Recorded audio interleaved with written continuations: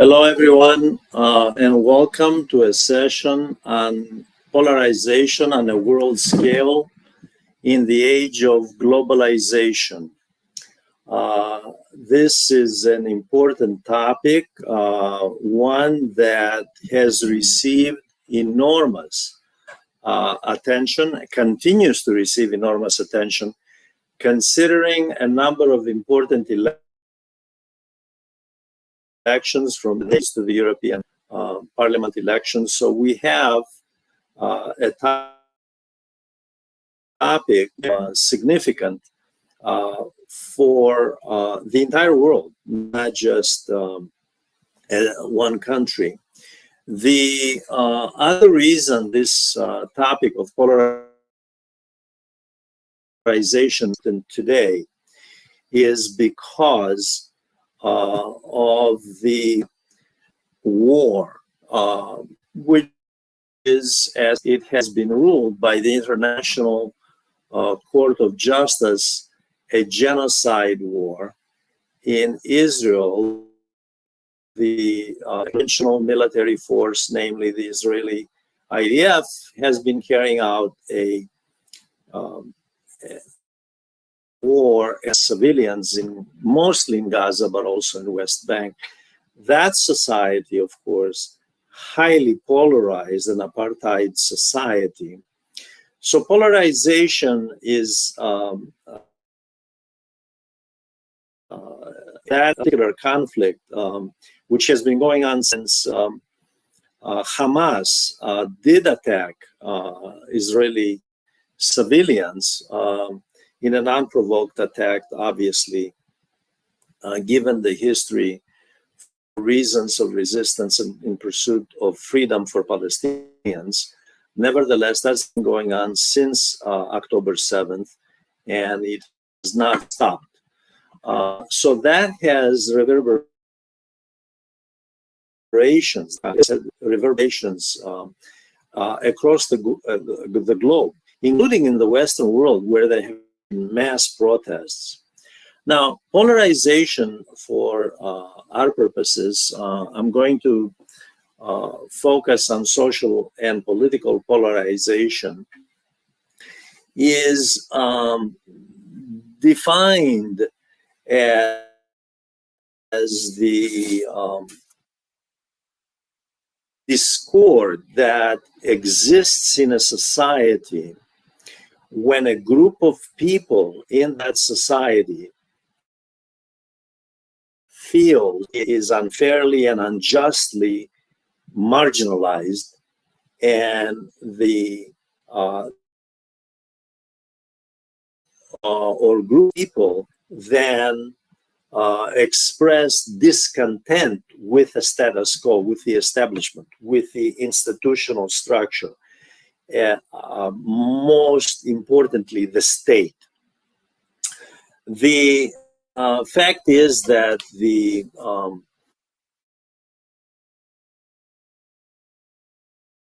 history polarization is something that emanates from the masses, when in fact polarization is expressed by the masses invariably against elites. So the question is, although polarization finds expression amongst groups that feel persecuted, marginalized, oppressed, the question is, what are the structural or systemic causes of polarization in any given society? And not just today, by the way, and we'll look at some statistics with different countries, considering there have been public opinion polls for a number of countries, and there is some sense of which countries are most polarized on this planet and which are the least. And the question is, of course, what are the systemic causes? Now, having said that, let me also note that the fact that there is polarization in any given society is indicative that there is a problem, that there is an underlying problem in that society. And we have, from expressions of mild protests or demonstrations, peaceful and so forth, today and historically, of course, to more active form of resistance. Again, that would be revolutions, like the French Revolution, for example, which was indicative of polarization in 18th century France, with what the Abbé, the writer who authored an essay, What is the Third Estate, argued that the overwhelming majority of the population, well over 90% of the population, is fighting for its rights and its freedom against the elites, the minority, which are privileged.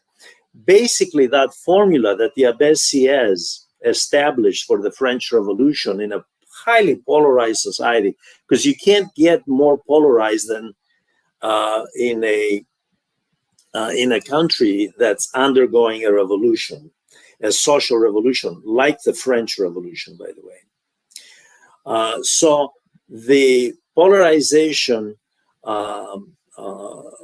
aspect is really indicative that there is something seriously wrong in a society, because people do not become active, contrary to what many may assume and think that, oh, well, we have nothing to do. It's a boring Tuesday afternoon. Let's go out and demonstrate. It doesn't work like that. It takes a lot to mobilize people, especially on a mass scale, countrywide scale, to bring them up and to have them protest. They must feel very strongly that they are marginalized, that they are oppressed, they have a sense that there is injustice. So polarization is an important issue in that sense, because it shows that a society where there is polarization lacks social justice and peace. In other words, it's a militarist society, usually countries pursuing militarism as a solution to conflict instead of diplomatic solutions.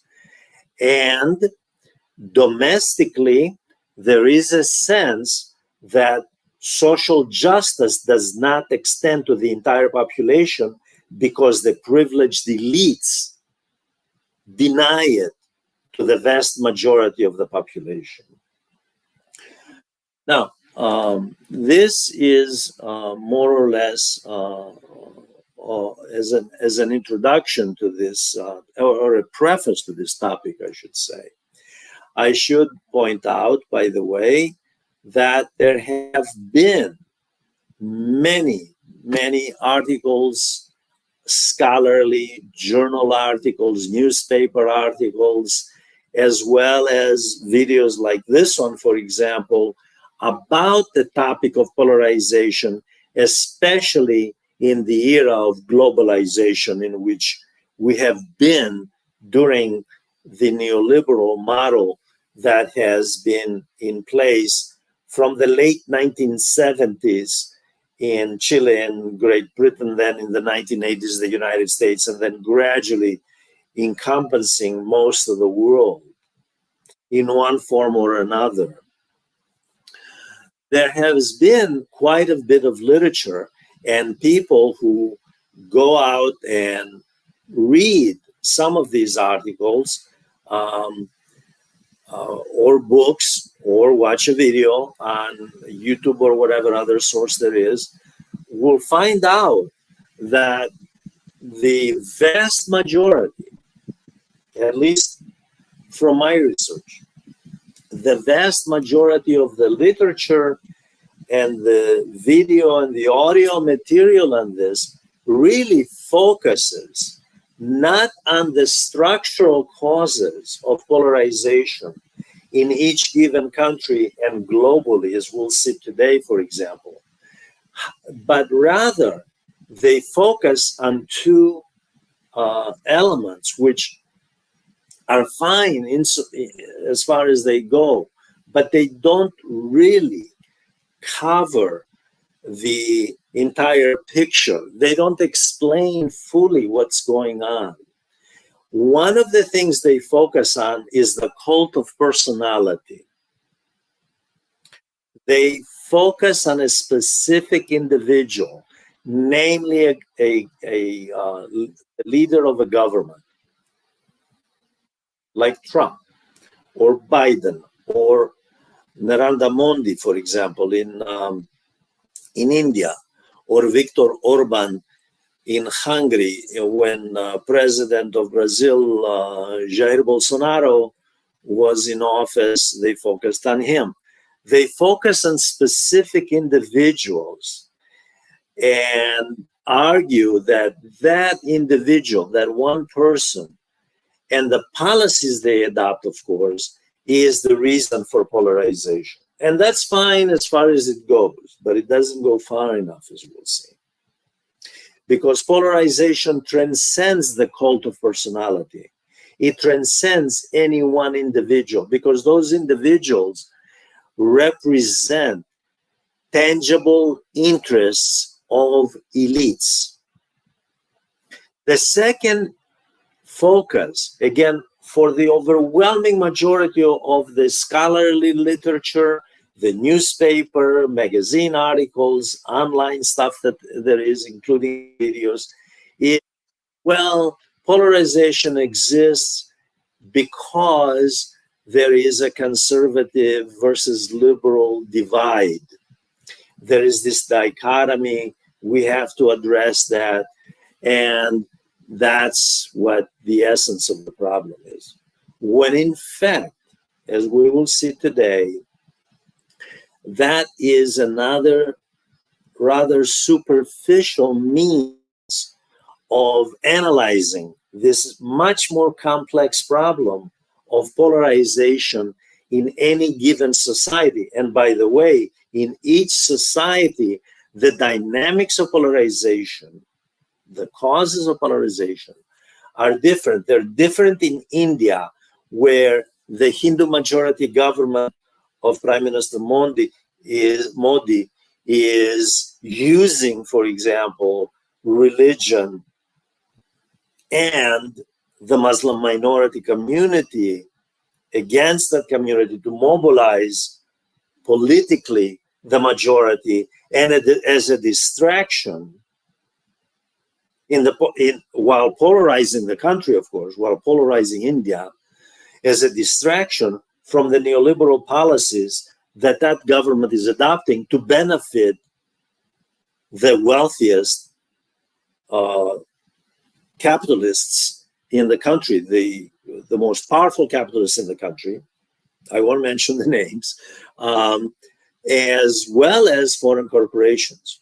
Okay, so what you have is really polarization, on the one hand, decried by, and again, I invite all of you to go out and read, if you so wish, some of these articles, newspaper articles, journal articles, whatever, books, or watch a video, and you'll see that they decry polarization for that reason. And it's almost like saying, well, let's have consensus.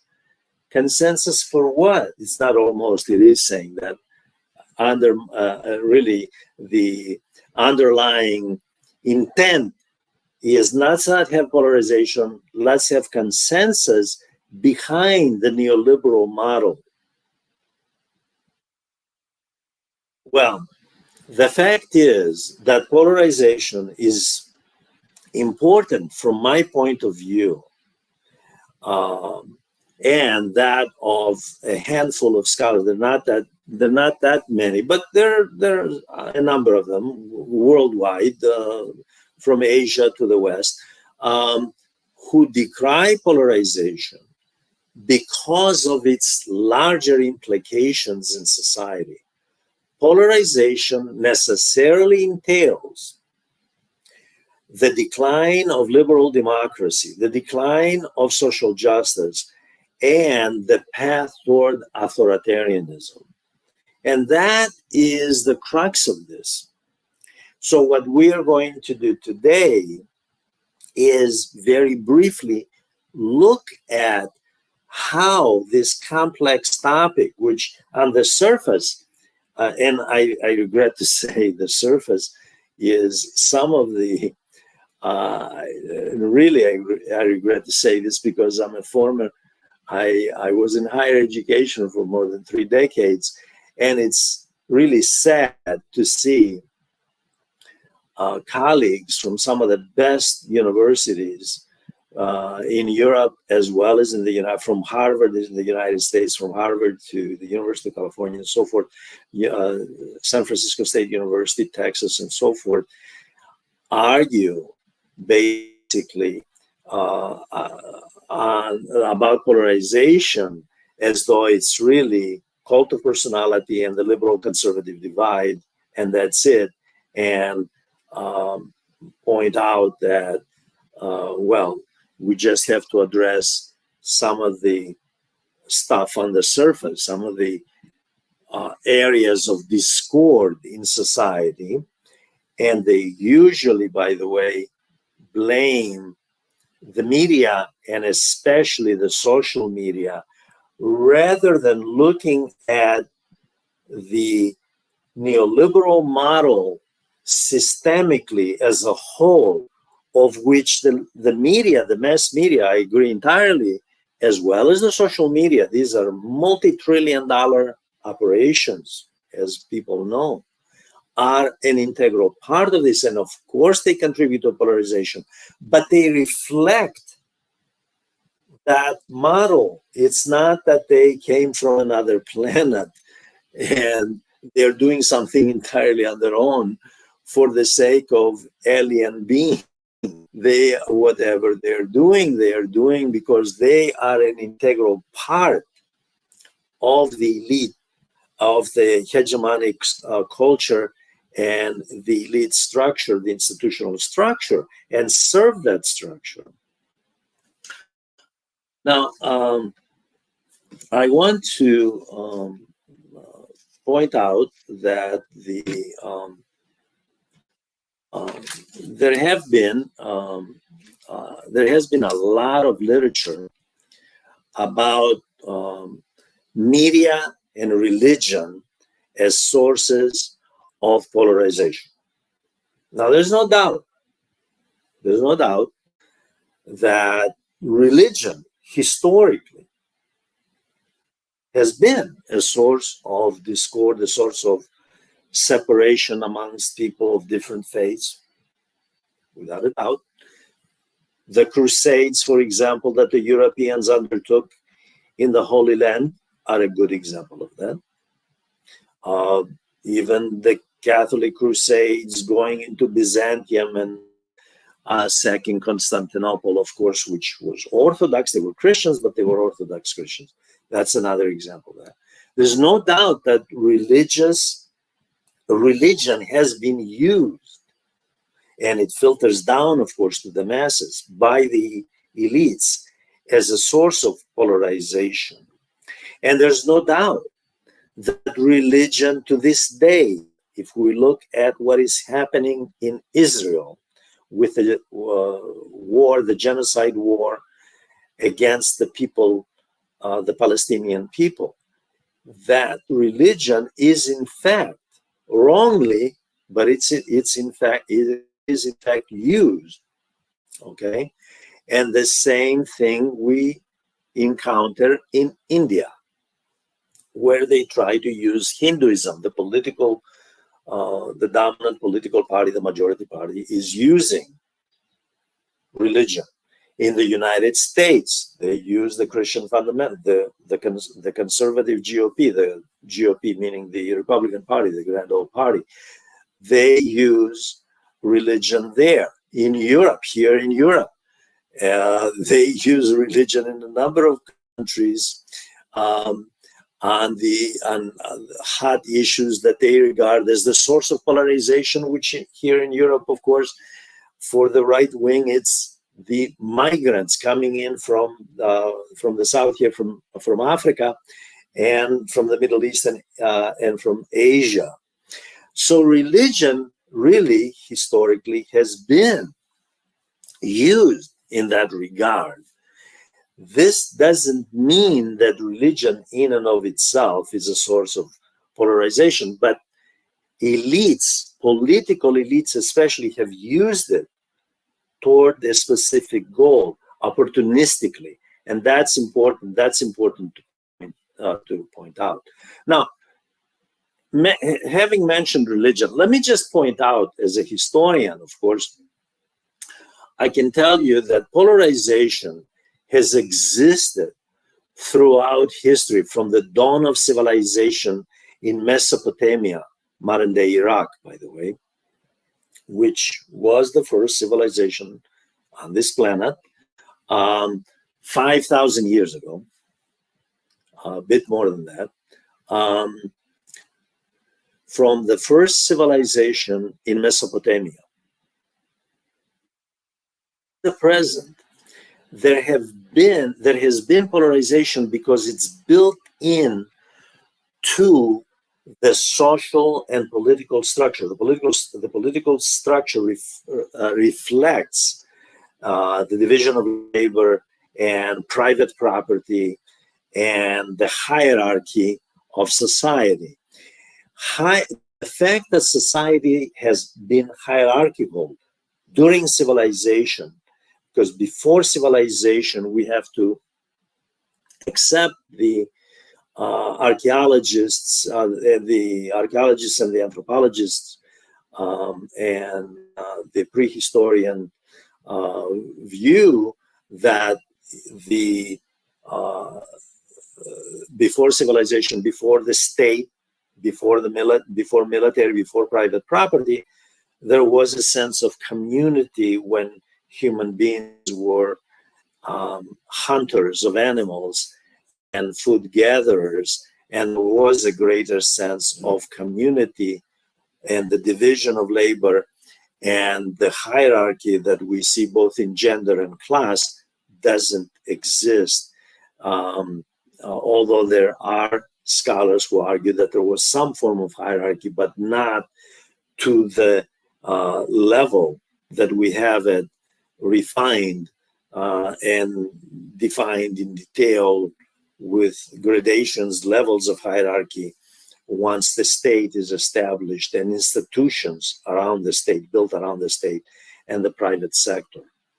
So polarization is built into society because society, whether, for example, in ancient Greece, you see it in the Roman Republic, you see it in the Roman Empire, you even see it with barbarian Europe, that is the Middle Ages, the Carolingian era, the Merovingian era. You see it in the Indian subcontinent, you see it in China. The fact is that the presence of the state and the military and the creation of a division of labor means hierarchies, and that necessarily entails polarization is built into society. And the question is, to what degree is polarization expressed by the public openly? And when it starts to get expressed to a high degree of resistance, and that's the key. In other words, rebellions, whether there were slave rebellions, as in ancient, in the ancient world, whether it was in Sparta or in Rome, the Roman Empire, or peasant rebellions in the late Middle Ages, for example, or revolutions in the more modern period, from the French Revolution, actually going before that, to the British, to the English Revolution, to the English Civil War, actually, I should say, in the 1640s, then the Bloodless Revolution of 1688, 1689, French Revolution, the American Revolution, French Revolution of 1789, the American Revolution of 1776. So you have expressions of polarization in the political arena. The question, of course, becomes is, when does polarization become detrimental to society? When does polarization become so bad that it is harmful to society? The fact that there would be an outburst like a civil war, let's take the English Civil War of the 1640s, bloody civil war, that is indicative that there were serious problems with the social contract. And the great English philosopher Thomas Hobbes, who lived through the English Civil War and was, of course, on the side of the monarchy, the Stuart dynasty, and abhorred, he was totally against the Civil War. He was against those who rebelled against the monarchy, argued that human beings needed to be disciplined. In other words, you stop polarization by having an authoritarian government. Hence the title of his book, The Leviathan, this monster that imposes control to stop the masses from expressing discontent toward the status quo. Thomas Hobbes, a very astute political philosopher, realized that the social contract was not serving the interests of the people. However, he believed that human beings tend to be chaotic and out of control, and they need to be regimented. Okay? So he looked at the result of polarization, namely the Civil War, and decided that the best way to deal with it is to have a strong authoritarian regime.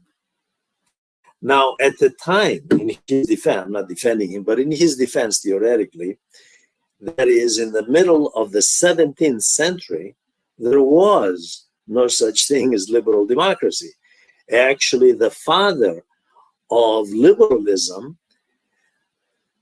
emerged after Thomas Hobbes, namely John Locke. During the Glorious Revolution, he wrote the two treatises of government.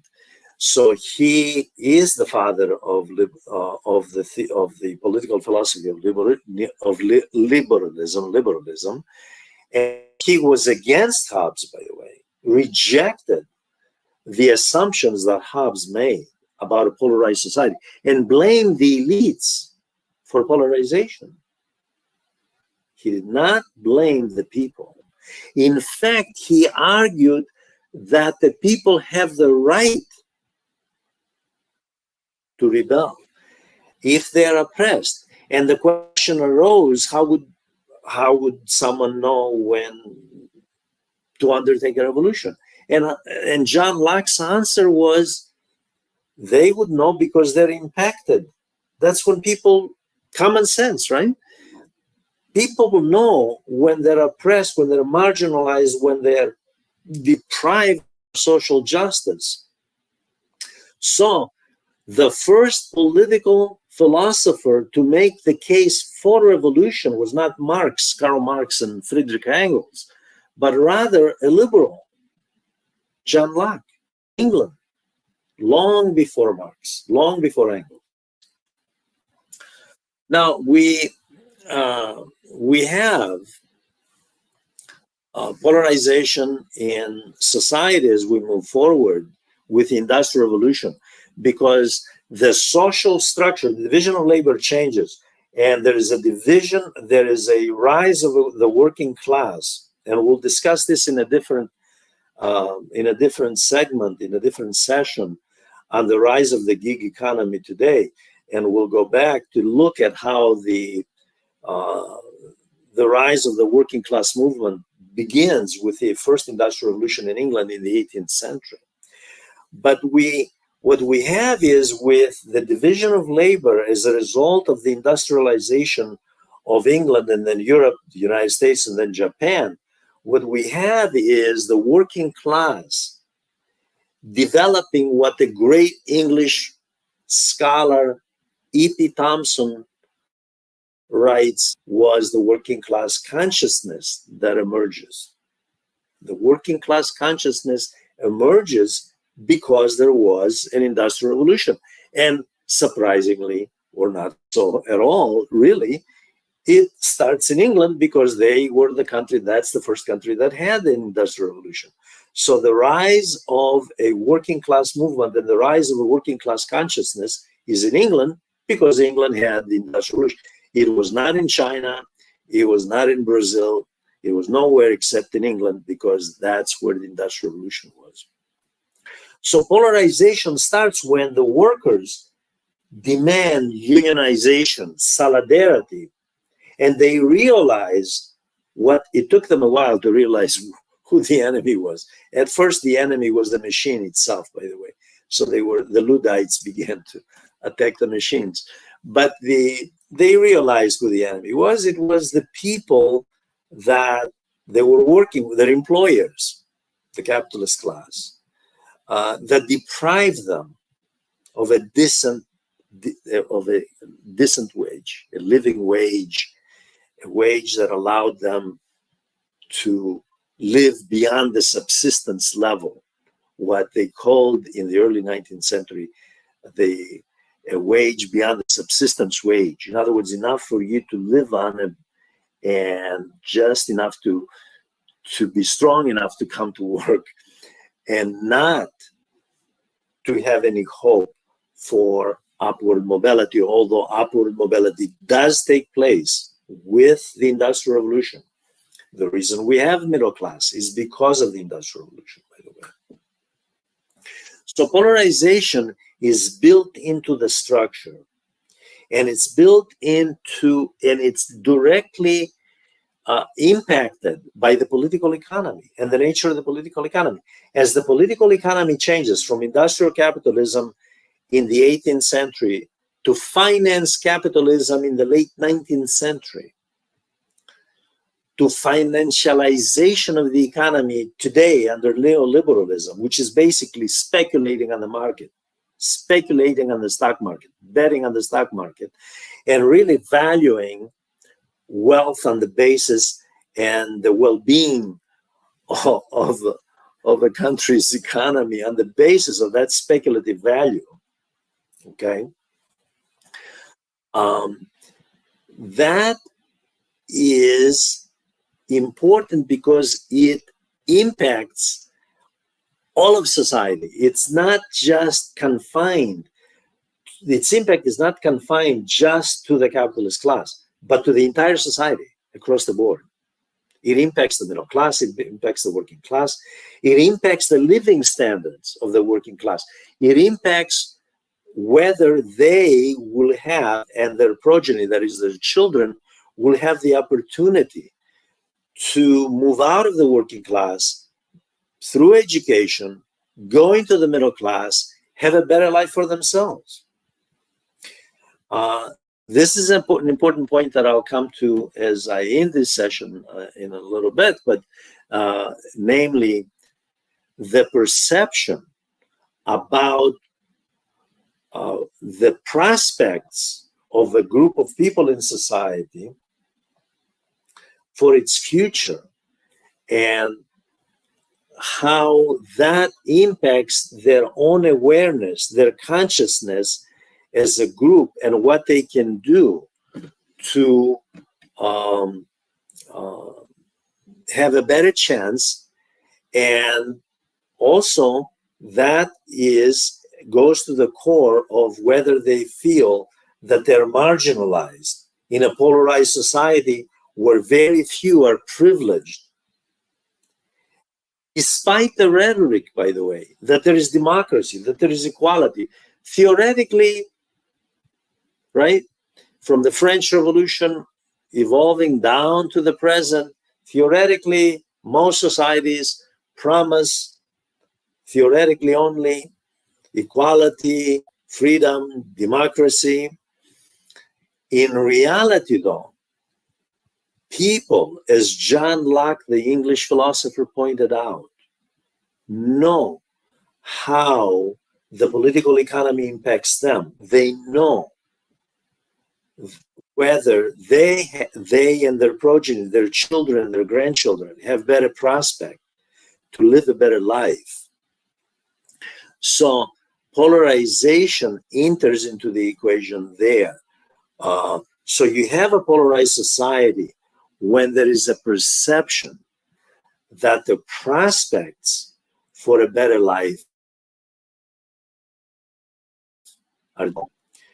Now, I want to also go on and talk about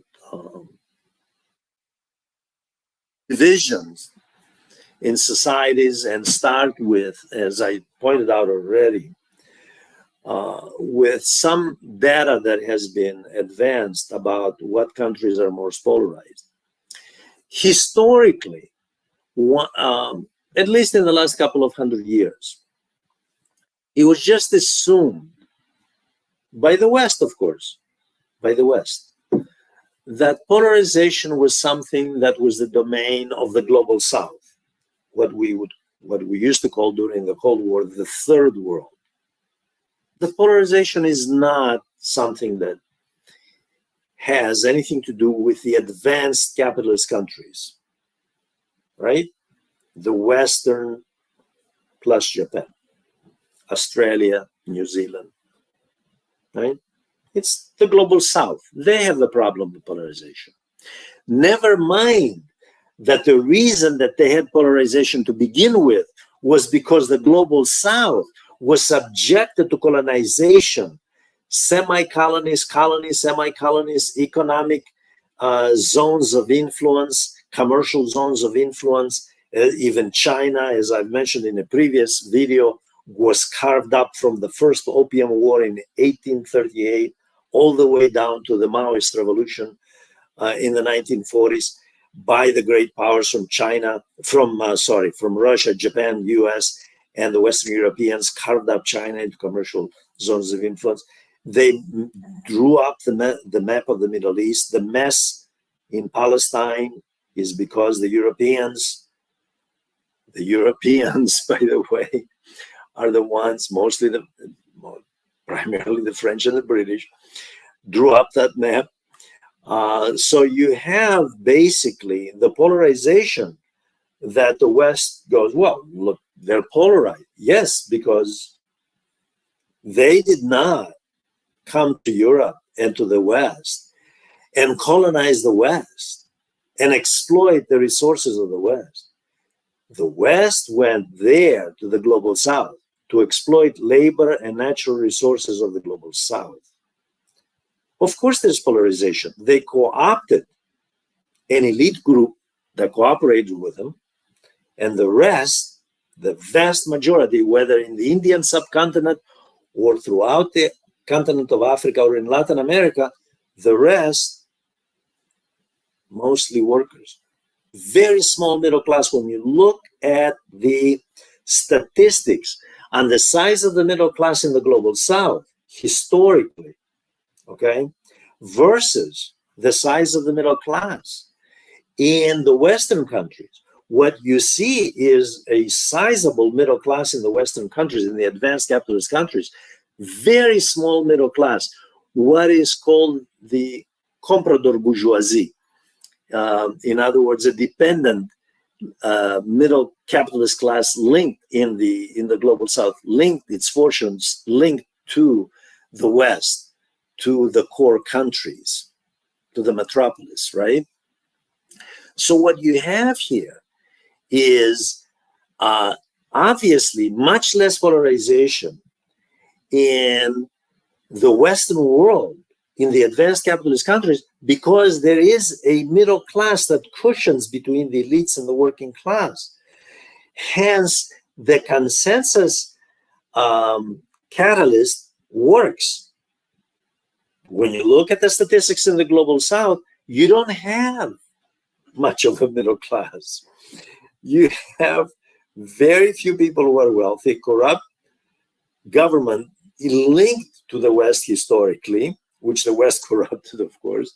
The West set them up. The West, even after decolonization, the West continued to exploit, whether it was Iran until the revolution of 1979 or Nigeria. The fact is, the West continued to exploit the natural resources, whether it was uranium or oil, whatever natural resource, copper, zinc in Peru and Chile, for example, etc., etc. Coffee and oil in Colombia, Venezuela, in oil in Venezuela. So what we have is a small middle class, large working class, and rural working class. In other words, peasants and small farmers, obviously out in the countryside, and an elite, an indigenous elite. So of course there's polarization. It stands to reason. The structure, the social structure is such that one would be amazed if there were not polarization. By contrast, in the Western world, that's not the case. So what has changed now that there is so much polarization in the Western world? Beginning with the United States, by the way, of all countries.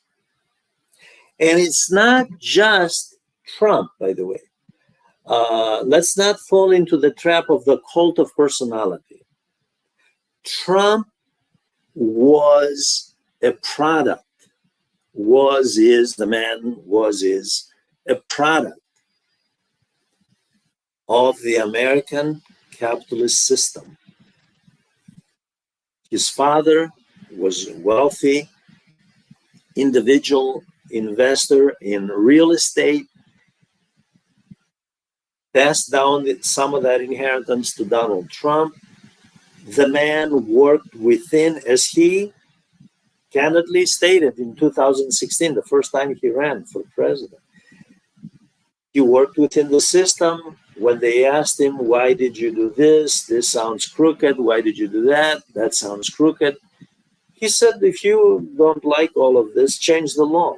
I operated within the whatever, and of course the law is always bent, but that's why you have good lawyers and accountants.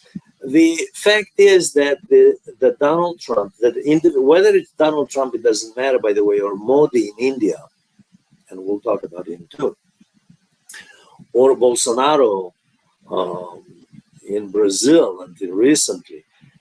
These people are the products of the elites in their respective countries. And it's not just these people. Why is Biden any different? Biden, if you follow the money, has been as polarizing because of the money that you may follow. If you follow the money trail, it leads right back to Wall Street and to lobby organizations, lobbying firms. And the result is a highly polarized society because his policies reflect the money he receives. But it's not his fault. It's perfectly legal. He's not doing anything illegal. That's how the system is. This is what I mean. that the problem is the social contract. It's the system. It's an institutional problem. Nor is it the media's problem. The media is a capitalist enterprise. The media is there to make money. Most of these organizations trade on stock markets, whether it's Wall Street or European or any other market. They operate as a capitalist enterprise designed to make a profit and to push the neoliberal ideology of capital accumulation. Japan, South Korea, highly polarized societies, by the way. Both of those. Japan and South Korea are polarized, highly polarized societies. A lot of people may assume that they're not because they figure, well, there is that consensus, that neo-corporativism consensus that historically Japan and South Korea operated on. Under neoliberalism, actually, there's polarization in both of those countries, in South Korea and in Japan, just as in the United States, just as in France, where the most important political party in the opposition is Marine Le Pen's neo-fascist party. In Italy, there is Giorgia Meloni's, Prime Minister Giorgia Meloni's party, which is to the far right. In Hungary, Viktor Orban to the far right. So the right center, Biden is not a far right, but there is polarization. So this idea that it's just the far right that it's the fault, or it's just the pluralist liberals that's its fault, that's a false dichotomy. That is a distraction. And this is why I so much regret that colleagues from some of the best universities fall for this trap that it's cult of personality, or it's the fault of the populist right, or the fault of the liberal pluralists that's the underlying cause of polarization, when it isn't. It's the social contract. It's systemic. It's the whole institutional structure. And in fact, in 2022, I have to look up the statistic, 90% of the American people, according to the Pew Research Center, 91% actually, 91% believe that America was polarized. It's a divided country. When 91% of the population in a country believes that they live in a divided country, in a polarized society, this is not now, this is 2 years ago. And 60% of those, by the way, 60% of those believe that the country was headed toward authoritarianism because of polarization. The Leviathan, Thomas Hobbes, the great English philosopher, Thomas Hobbes' book, The Leviathan, an entity, a monster to control, to regiment the chaotic masses so that government can function like a clockwork. You see, so when you look at the statistics, 91% is both Democrats and Republicans and independents and libertarians and what have you. That is an astonishing statistic. And that's 2 years ago. American society is more polarized now. And the reason we saw it all across America with the college campus demonstrations, so many college campuses, and some of the top ones, by the way, some of the top universities in the United States, students and faculty, not just students, faculty as well, coming out, Jewish and non-Jewish, coming out against genocide in the ongoing genocide in Gaza, okay? And there has been an international court ruling on that. This is not just rhetoric.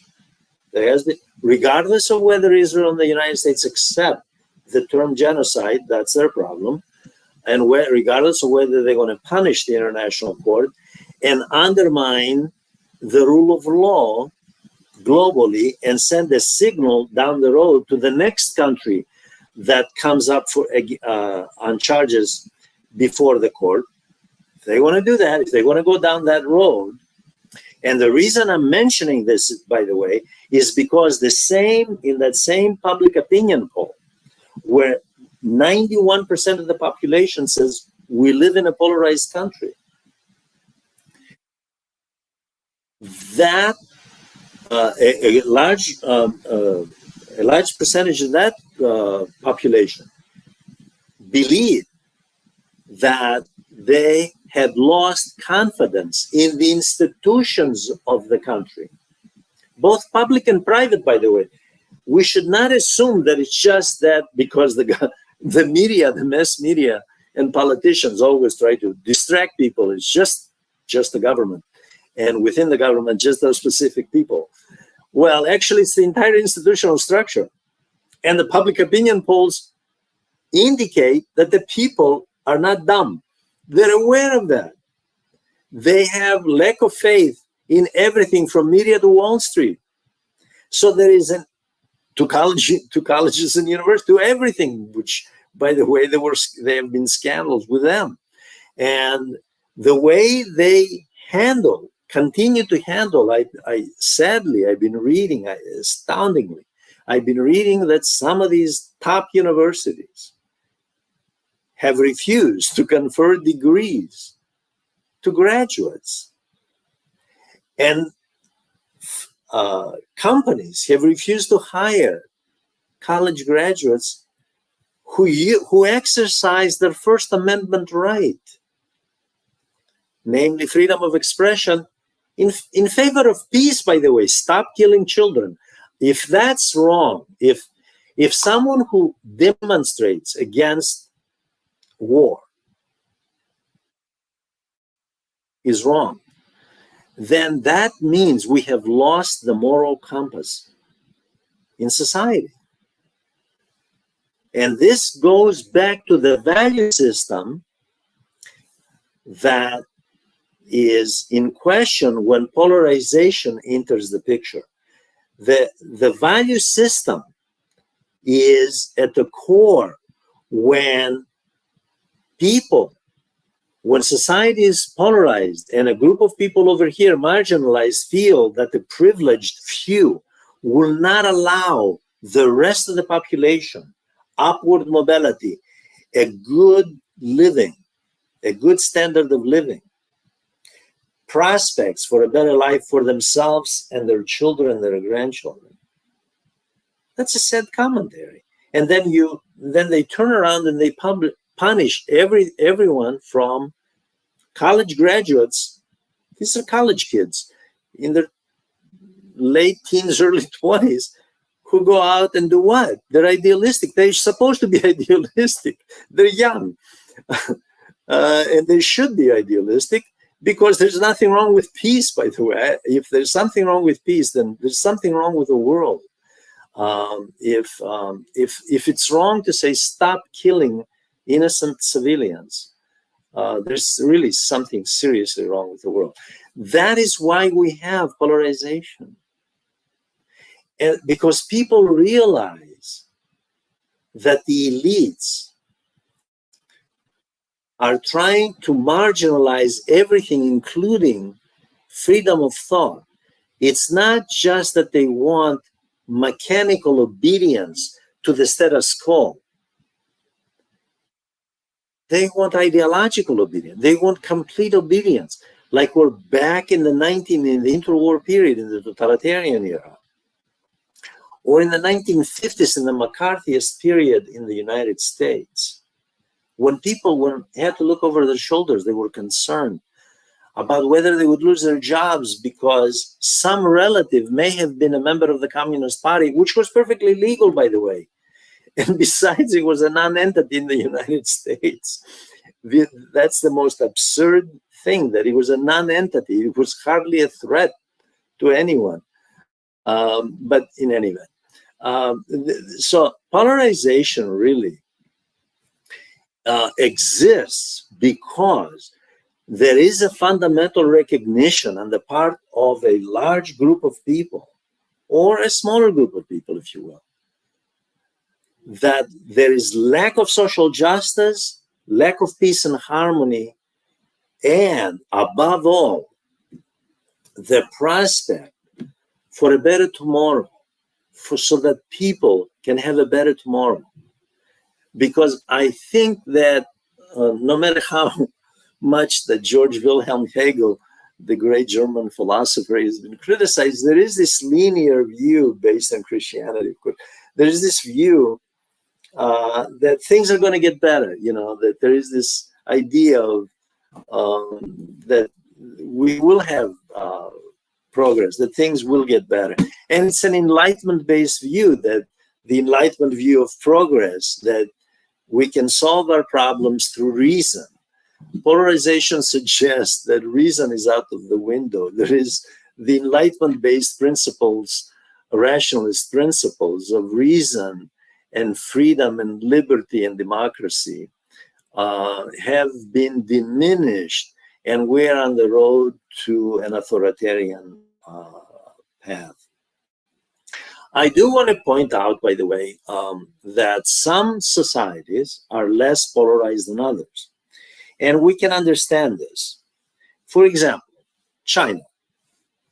You would think the one-party state, China, would be more polarized. This is not to say that China does not have groups of people who are against the regime for different reasons. They're against the regime because they oppress the minorities, for example, the Muslim minorities in the Northeast, in Xinjiang province. There are those who oppose the regime because they're not pure Marxists, they're not Maoists enough. They oppose the regime because they are not neoliberal enough. So there are groups of people. China is a huge country, 1.5 billion. It's mind-boggling that China ranks as low in terms of absence of polarization, in terms of consensus. And the question is why? And here's where we come to a very important point, because I'm going to have to wrap it up. It's almost an hour now that I've been going at it. Here's where we come to a very important point about people's perceptions and hopes and aspirations for the future. Even if they are not doing well, if there is a perception that nationally we're moving in the right direction, and there is a good chance that at least my children, my grandchildren, are going to do better. More conformity. Despite the fact that here's a one-party state, right? Communist one-party state, no doubt about that. It's not the same, by the way. I want to bring up, since I brought up China, I want to bring up Russia. It's not the same in Russia. Russia, by contrast, there is a high level of polarization,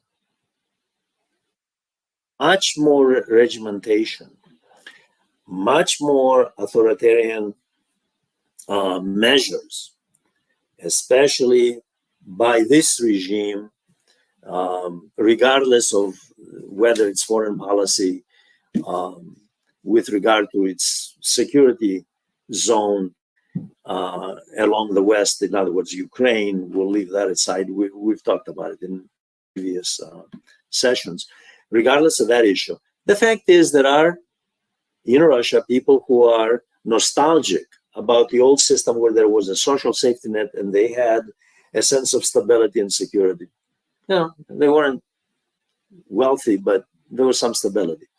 There are also people who feel that the system is not mirroring the Western modernization trends. It's fallen back, way back. There are also people who are against the authoritarian Kremlin-led oligarchic clique that controls Russian society. So there is a lot more polarization in Russia in contrast with China. Interestingly enough, Russia has more in common with the United States in terms of polarization, as well as some of the European countries, by the way. I don't want to leave the Europeans out of this. Japan, South Korea, India, which has used Hinduism, and of course, this is an election season, has used Hinduism against the Muslim minority for politically opportunistic purposes to secure the base, the Hindu base. So what we have is polarization. This is the paradox, is being created by the elites who want to preserve their privileged positions. And yet they use polarization. They use polarization as a tool to distract from attacking the status quo, and usually find all kinds of enemies within the substructures. In other words, various identity groups, political identity groups against each other. But they use polarization as a tool to mobilize politically the base, the political base, for themselves. Okay? And keep in power.